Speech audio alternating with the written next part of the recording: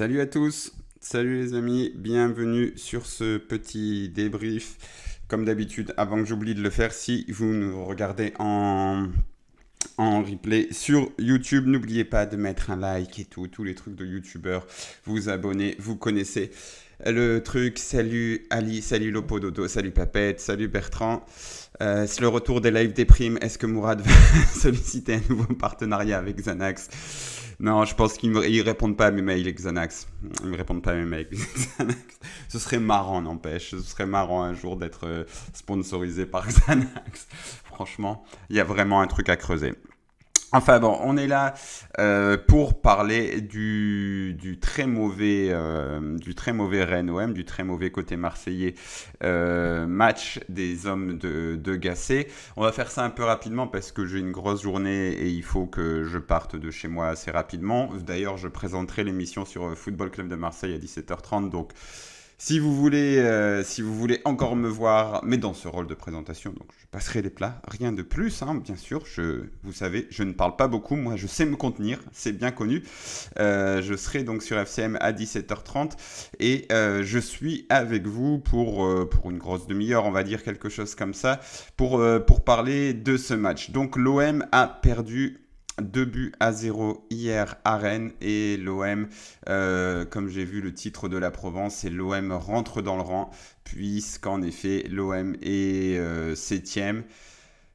Septième à toujours donc enfin non, même maintenant à 4 points de la quatrième et cinquième place. Donc en fait, vous savez ce que je vous dis depuis un moment, c'est que malgré le fait que l'on ait enchaîné 3 victoires consécutives et que tout le monde disait waouh, la remontada irrésistible des hommes de Jean-Louis Gasset, ils vont rien pouvoir faire, nos concurrents, on va remonter, on est tout près, on est à 3 points, on est à 4 points, mais vous imaginez le retard qu'on avait pris à l'arrivée de Gasset, le retard qu'on avait en ne battant pas Metz, en ne battant pas Strasbourg.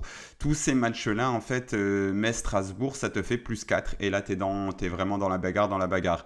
Et c'était un petit peu prévisible que l'OM n'allait pas continuer à faire carton plein parce que c'est un peu la loi des séries, quoi. À moins que tu sois une équipe exceptionnelle qui enchaîne 6-7 victoires consécutives, mais c'est obligatoire qu'à un moment tu fasses un nul, à un moment tu fasses ci, à un moment tu fasses cela.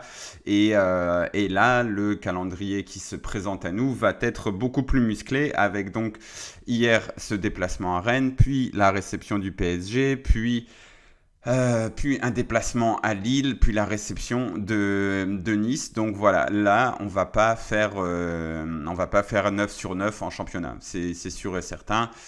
Enfin, pas sûr et certain. Mais il y a de fortes chances, disons, qu'on ne fasse pas 9 sur 9. Et c'était un petit peu prévisible. Alors, forcément, ce matin, c'est comme après toutes les défaites. Comme après toutes les défaites, il faut tout brûler. C'est logique, c'est normal. Hein, qu'est-ce qu'on fait sinon? Il faudrait tout brûler. Bon, j'abuse un petit peu. Il n'y a pas encore d'appel à la démission de Gasset, mais c'est vrai que cette défaite, elle fait un petit peu mal au niveau de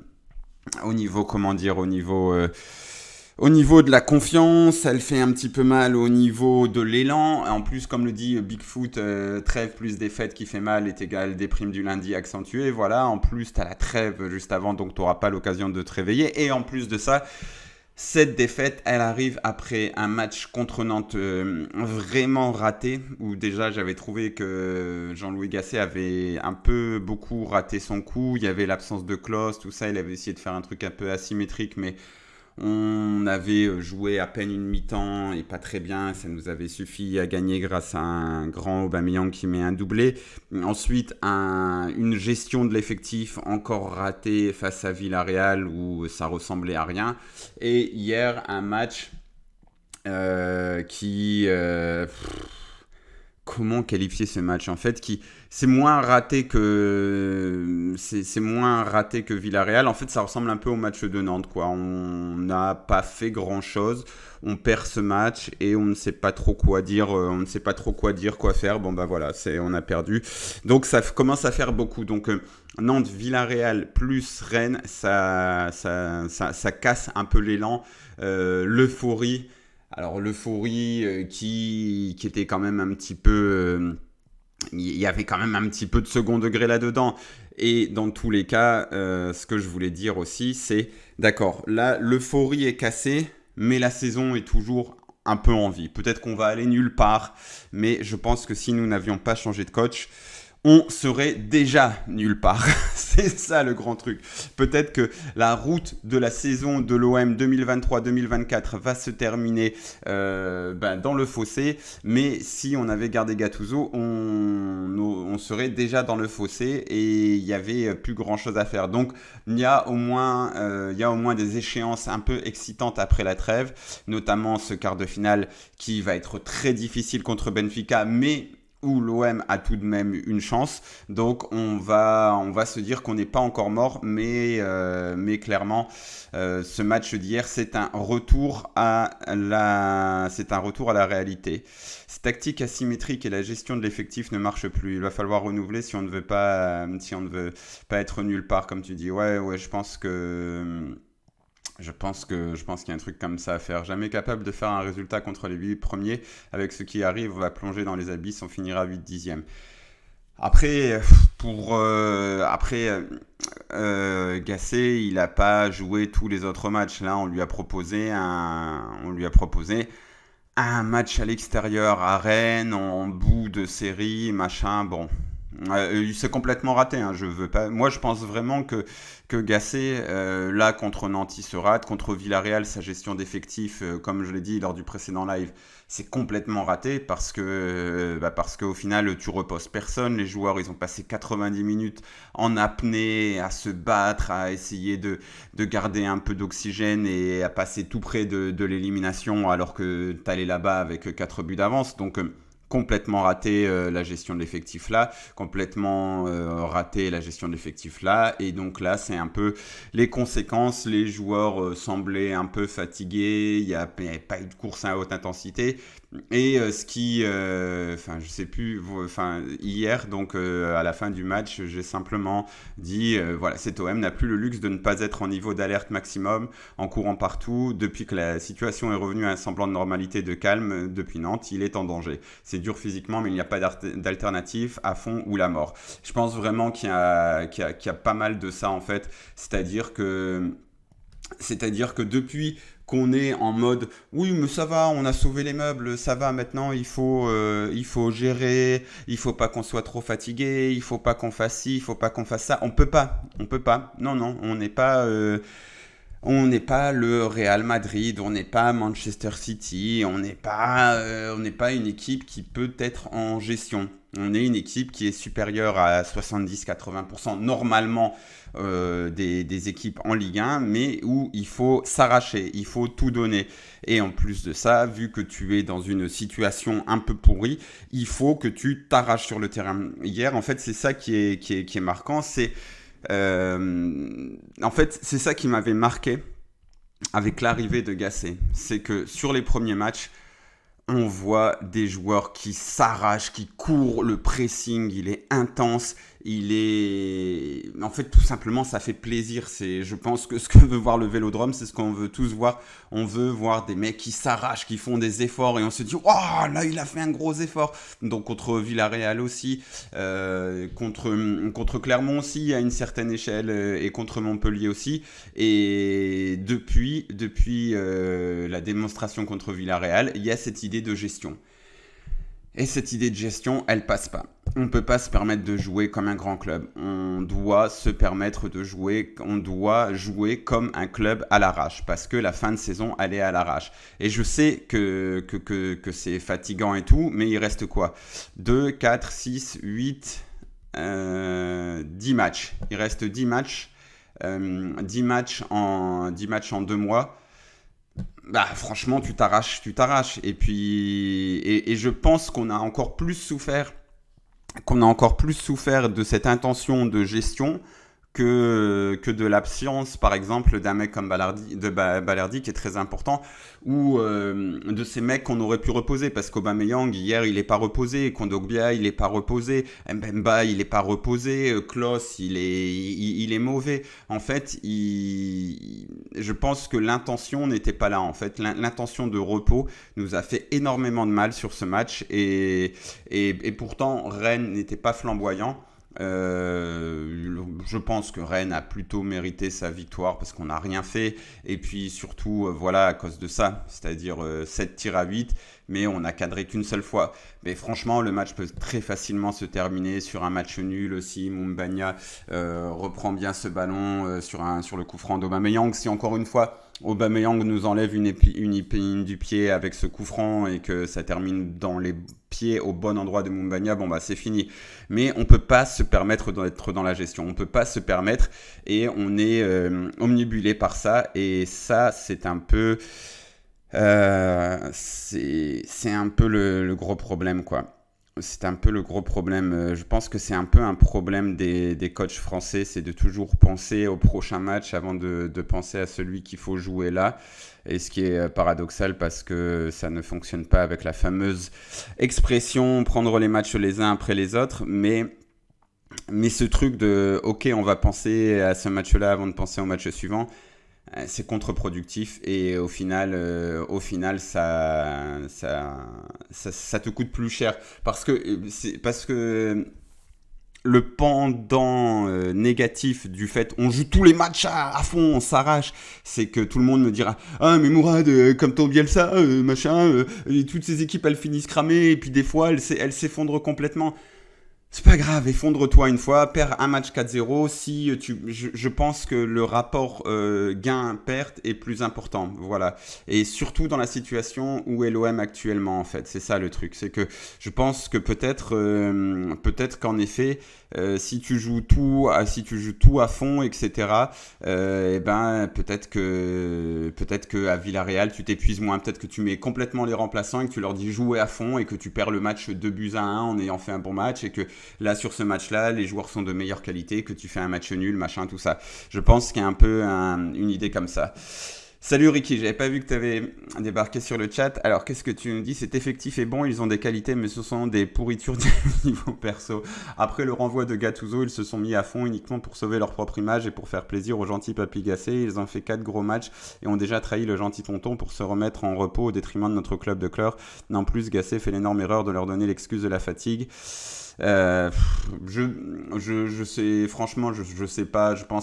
Par contre, je pense que en étant un peu moins extrême que toi, je pense qu'en effet, parler de fatigue tout le temps, ça pousse pas au dépassement de soi. Et après, le truc, c'est que Gasset, il est venu aussi un peu avec ce mec, je vais soigner les têtes, je vais soigner machin.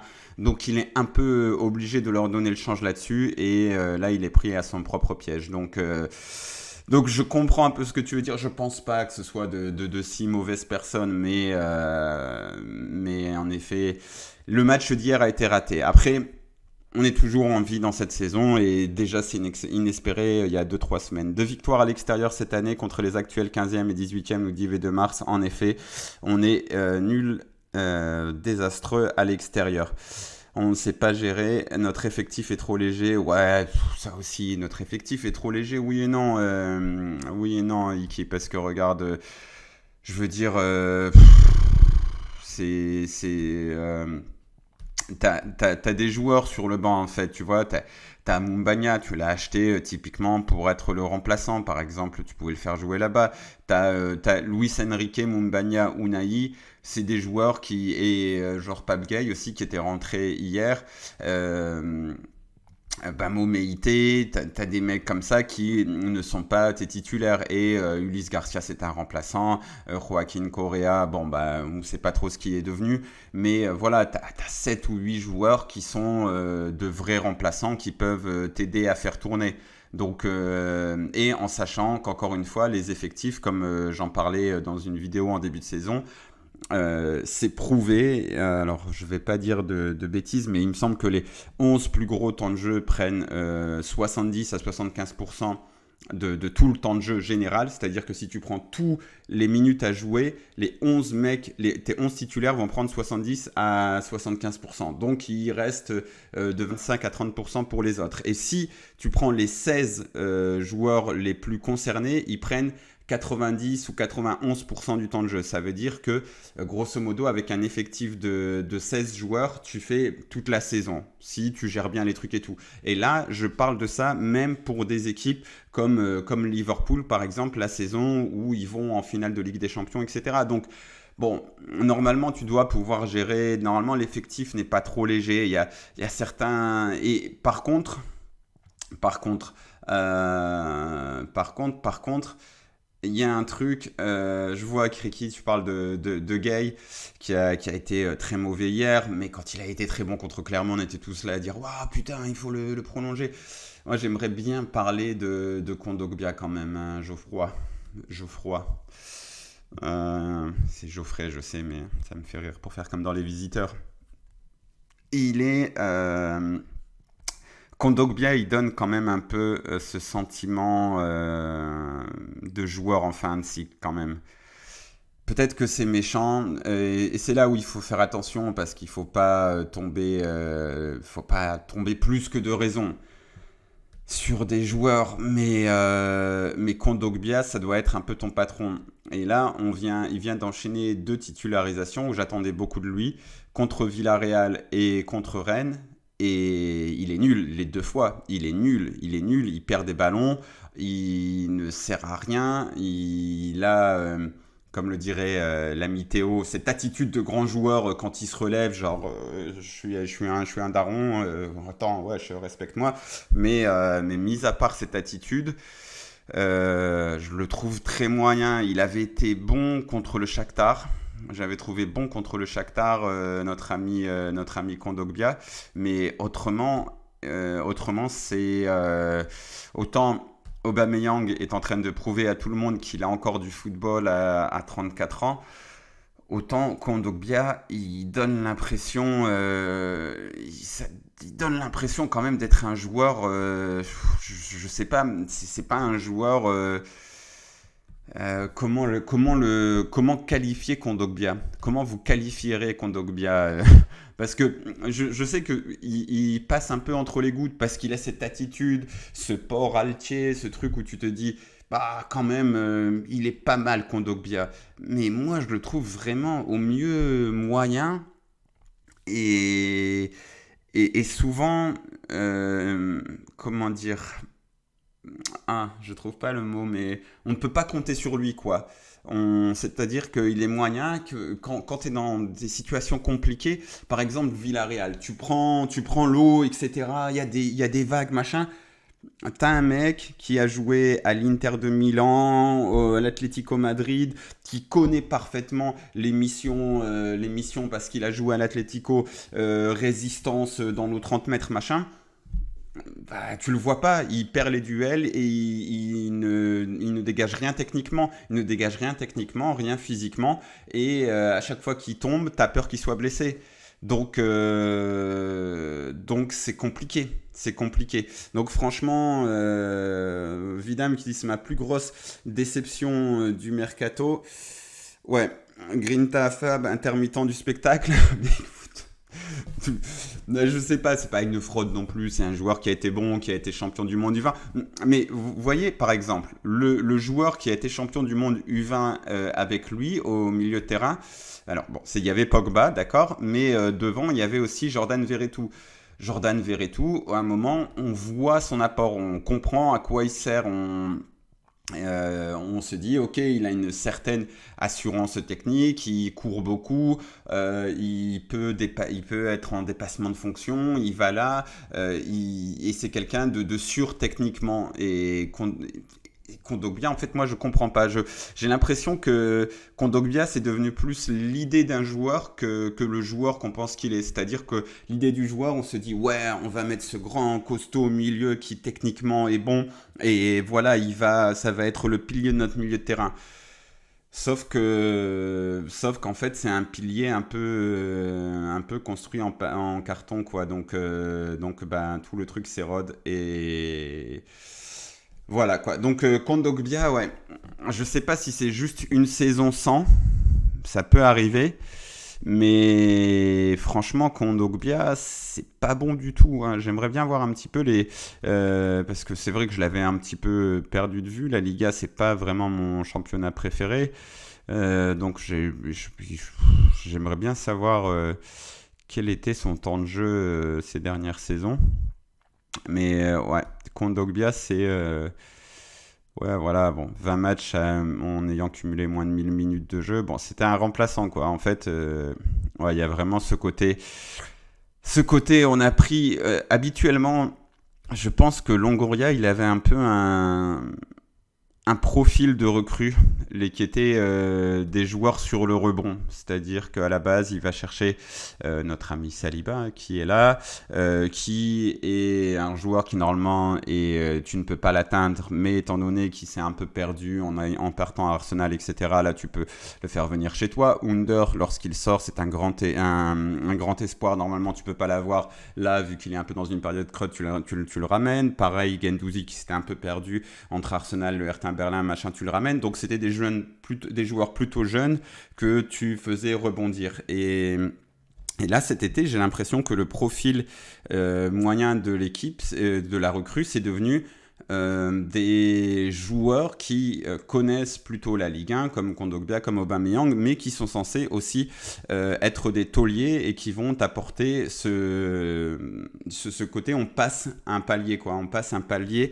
dans la demande, dans le machin, parce que ces mecs-là, normalement, bah, c'est des joueurs de grands clubs et on s'est un petit peu planté. Voilà. Et je pense que tu vois, par exemple, Ricky, tu vois, pour reprendre ton truc ouais, les joueurs, comment enfin, que je pense que Kondogbia, il est de bonne foi, tu vois. C'est pour ça que je pense pas que ce soit bon, je vais peut-être pas dire le mot, on sait jamais, je vais me faire, mais je pense pas que ce soit des mecs de mauvaise intention. Je pense que les gars comme Kondogbia, ils sont vraiment désireux de faire de leur mieux possible, mais ils n'y arrivent pas, tout simplement. C'est juste qu'ils n'y arrivent pas.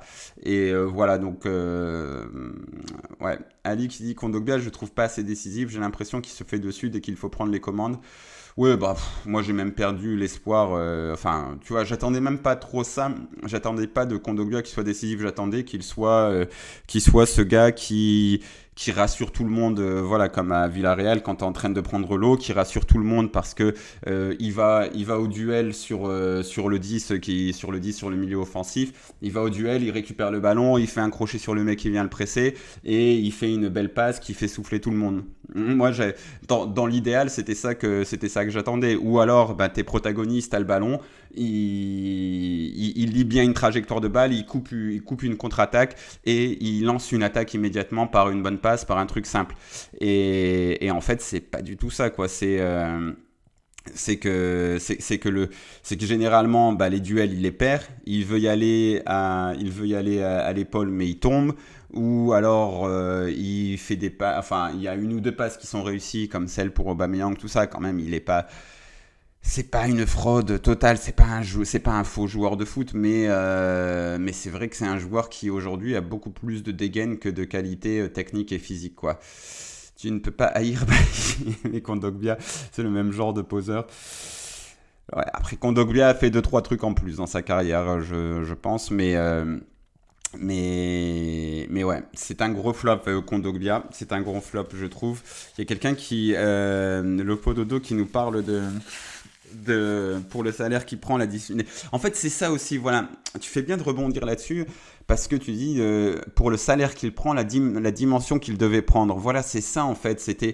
Il y avait cette idée, on allait pouvoir se reposer sur Kondogbia au milieu de terrain, comme on peut se reposer à minima sur Chancel Mbemba, qui a des défauts, etc., machin, ce que vous voulez, mais on peut se dire, ok, Mbemba, c'est un titulaire, on le met, voilà, on a un minimum de certitude. Avec Kondogbia, putain, on n'a pas de certitude, et j'ai l'impression que dès qu'il fait 3 passes, généralement les commentateurs, tout le monde en France se dit un peu « Waouh, il est fort !» alors que en fait, Pape Gueye contre Clermont, il a fait les mêmes choses que lui.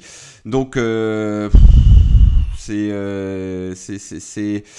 Je, et pareil, je pense que peut-être dans un jeu à la Sampaoli ou un truc, je sais pas, je sais pas. Je pense que Kondogbia, il donne vraiment l'impression quand même d'un joueur pour lequel c'est difficile physiquement et qui ne sert pas à grand chose et qui en tout cas n'est absolument pas un taulier. Donc il lui reste 2 mois de compétition pour prouver qu'encore une fois, j'aurais mieux fait de tourner ma langue cette fois dans ma bouche avant de parler.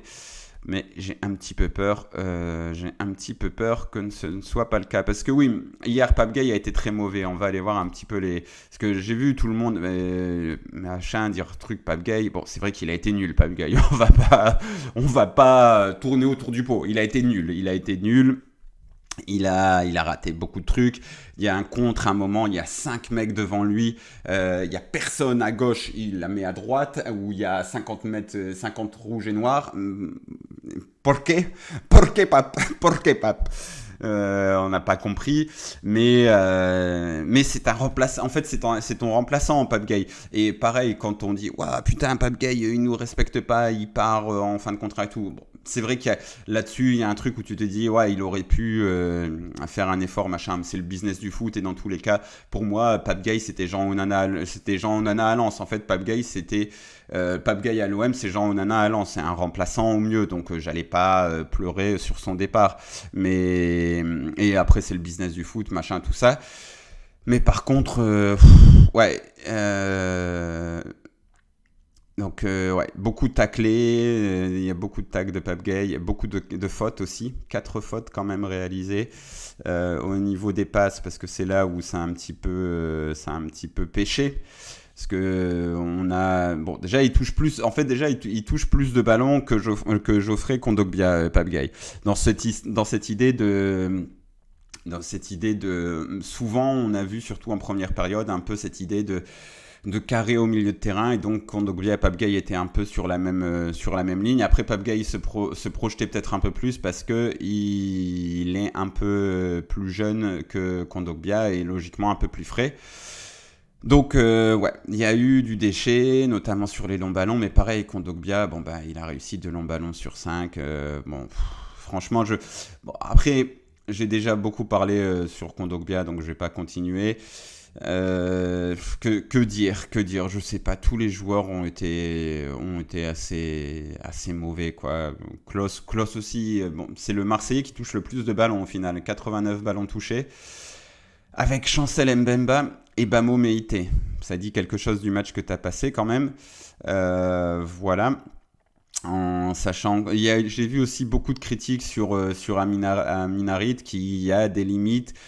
Encore une fois, en fait, Amin Harit, s'il est à côté d'un vrai créateur, d'un vrai buteur, tu te dis, ah bah c'est bien, il sert à quelque chose, parce que dans une animation qui fonctionne, il court, il a beaucoup d'énergie, il peut être un petit plus, quoi. Mais le fait que ce soit le moteur, ouais, il a des limites pour en faire un vrai key player à l'Olympique de Marseille, quoi, Amin Harit, très clairement. Et Iliman Ndiaye, qui a été aussi assez mauvais en même temps. Il sort assez vite, non, Iliman Ndiaye, il me semble, à la 67e minute, voilà, place. Il fait rentrer Moumbagna et Verretou. À un moment, en fait, tu réussis un peu à le toucher, Iliman Ndiaye. Mais en même temps, tu fais plus de pressing aussi. Voilà, Alix dit, je trouve qu'on ne va pas assez chercher Ndiaye, mais ouais, étant donné que tu presses plus et que l'une des qualités de Ndiaye, c'est aussi le fait de s'arracher, et de s'arracher sur tous les seconds ballons, de ne jamais lâcher, machin. Bon, le fait que tu n'ailles plus presser, c'est embêtant. Pour lui, pour son style de jeu, et le fait que tu évolues presque en contre. Il y a quelques fois où tu vas le chercher dos au but et il fait ce fameux truc qu'il sait bien faire, un peu nettoyer le ballon. Il récupère des ballons dos au but, il les met en remise, ou il se remet dans le sens du jeu et ça peut avancer un petit peu. Mais en effet, c'est pas comme Pape Gueye par exemple. En fait, Ndiaye, là où ça a un peu foiré, c'est que Finalement, pas assez vu, je trouve. Donc voilà, Ismail Assar, c'est toujours pareil aussi. C'est un joueur qui a beaucoup de qualité, qui a été un peu relancé par Jean-Louis Gasset, mais quel gâchis, putain, quand il touche les... Enfin, vraiment, quel gâchis, quel gâchis. En fait, c'est un joueur, il a tellement la réincarnation de du gâchis. C'est pas du tout les mêmes joueurs, je rigole, pas du tout, pas du tout. C'était plutôt un beau joueur, Christophe Dugarry, mais... Non, mais je veux dire, sur le côté du gâchis, putain, Ismail Assar, tout ce qu'il rate, c'est incroyable.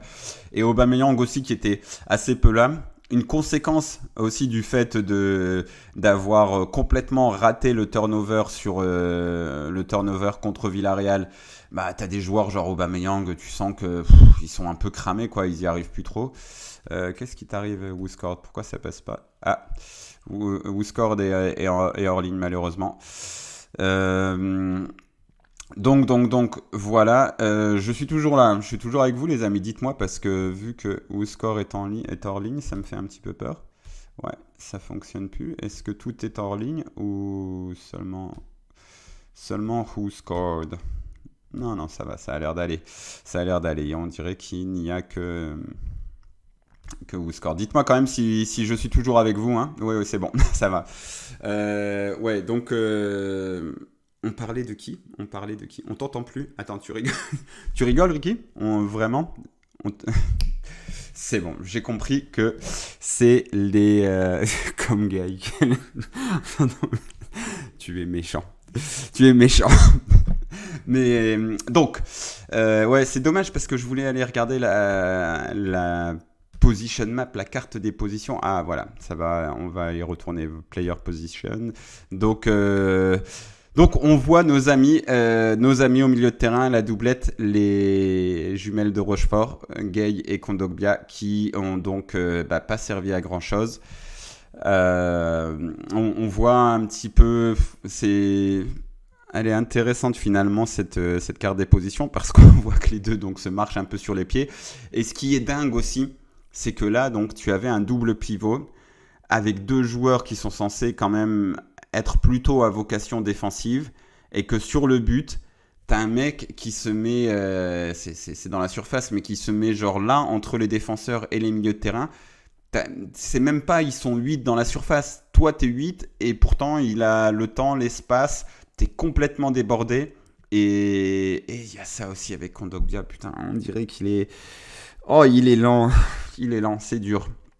C'est très très dur. Bref, Kondogbia Gay, ils se sont marchés sur les pieds. Une illustration. Voilà, là on peut pas faire mieux. Donc c'est difficile de faire plus clair que ça. On voit que le but c'était qu'Iliman Ndiaye donc revienne pour lancer Sarr et Aubameyang en profondeur, prendre un peu de vitesse. Ça n'a pas super bien marché, on va dire.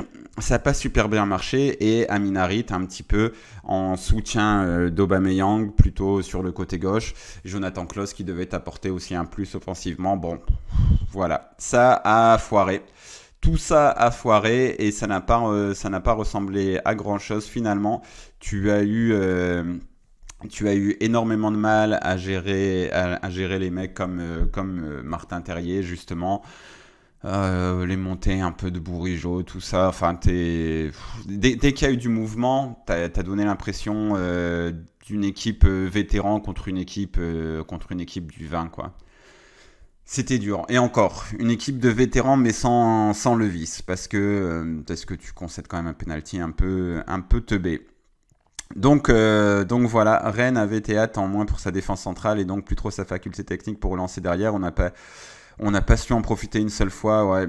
Franchement, imaginons que je vais me faire l'avocat de Gasset, parce que j'imagine que c'est comme ça qu'il se défendrait.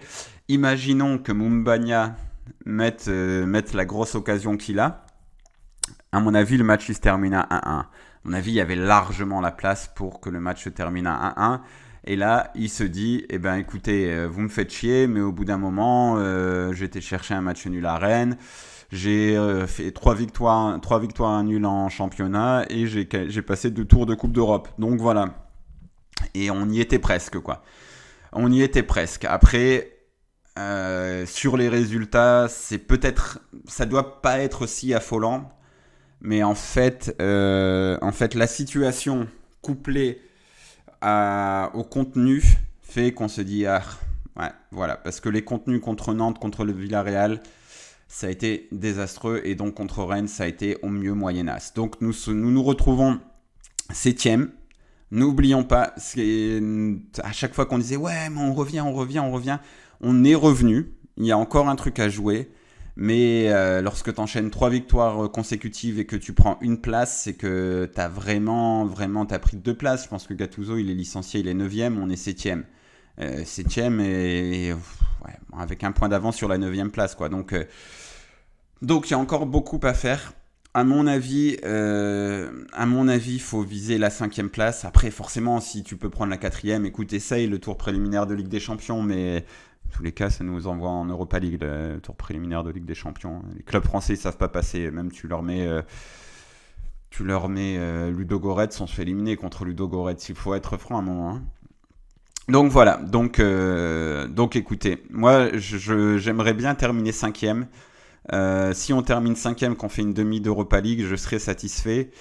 Un petit mot sur les expected goals, donc 1,59, 0,74, en sachant qu'un penalty ça vaut 0,75. Donc grosso modo, Rennes avait une production à peu près équivalente à l'Olympique de Marseille, et très clairement, là vous voyez la grosse stonk en jaune, c'est l'OM. Le gros stonk, c'est l'occasion de Moumbagna. Il la rate, 2 minutes après, penalty. Bon, voilà quoi. On sait, le match, il se résume à ça. T'as été nul, t'as été moyennasse. Eux, ils sont pas dingues. Ils sont meilleurs que toi quand même pendant une bonne partie du temps. Ils baissent de pied. Toi, t'as l'occasion de faire le hold-up. Tu le fais pas, t'es puni et tu rentres à la maison. Et voilà, c'est tout. Et il n'y a pas grand-chose de plus à dire, si ce n'est passons une trêve, rechargeons-nous, et à la rentrée, il faudra avoir des exigences. Dans le jeu. Il faudra avoir des exigences de, comment dire, je dirais de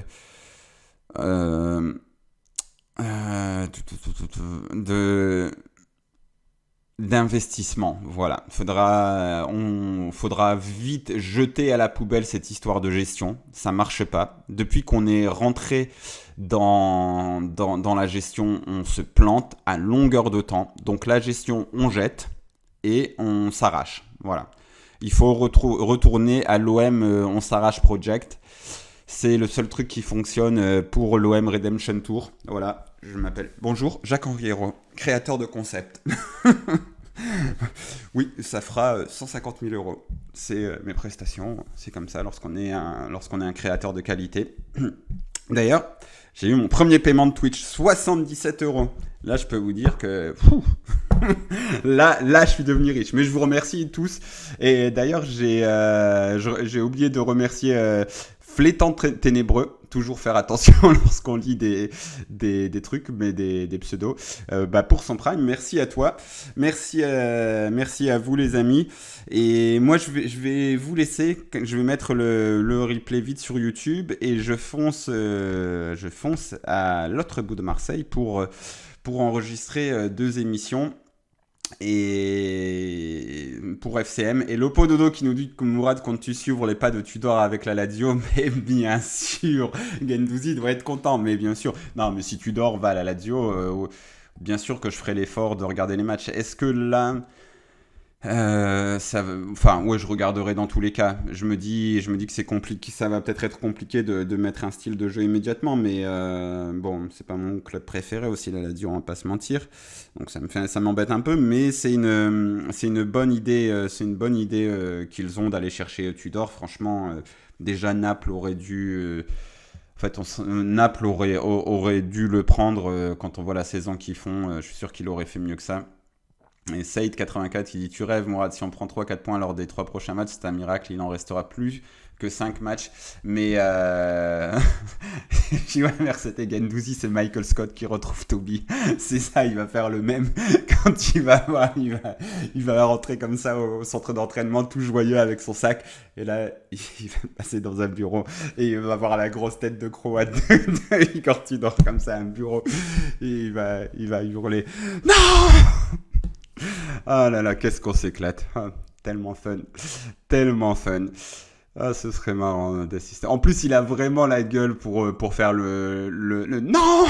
Nous aussi, on l'imagine bien le faire. Ah, ça va être fun, mes retrouvailles. Enfin, bon, si ça se fait, parce que voilà.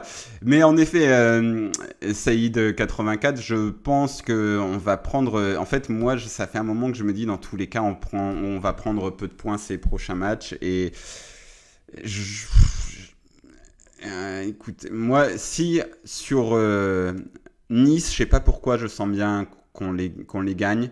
Si on fait pas n'importe quoi, pas trop n'importe quoi contre Paris et Lille, après si tu prends 2 points, enfin tu vois déjà si tu prends 2 points, ce sera le bout du monde, tu seras content. Et à mon avis, tu prends du retard. À mon avis, même en prenant 2 points, tu vas prendre du retard. Après, ouais. Hier, j'ai essayé de faire ça un petit peu. Après, en vrai, je pense que là, tu en prends un sur ces 2 matchs. Je pense que tu prends un. C'est des prédictions à la con, hein, complètement basées sur pas grand-chose. 1, 4, 5 Toulouse, 5. Là, je nous vois gagner. 5, 8. Là, il va y avoir une défaite. 8 et 2 victoires. Donc, 8 et 6. 8 et 6, 14. Donc, je pense que tu prends 14 points. Et avec 14 points, tu finis avec 53, entre 53 et 54 points. Je me dis que si tu es 5e avec 53 ou 54 points, ce sera pas mal. Voilà. Arrêtez tout. Regardez la dégaine de Koundé à Clairefontaine. Bon, on va aller voir ça après.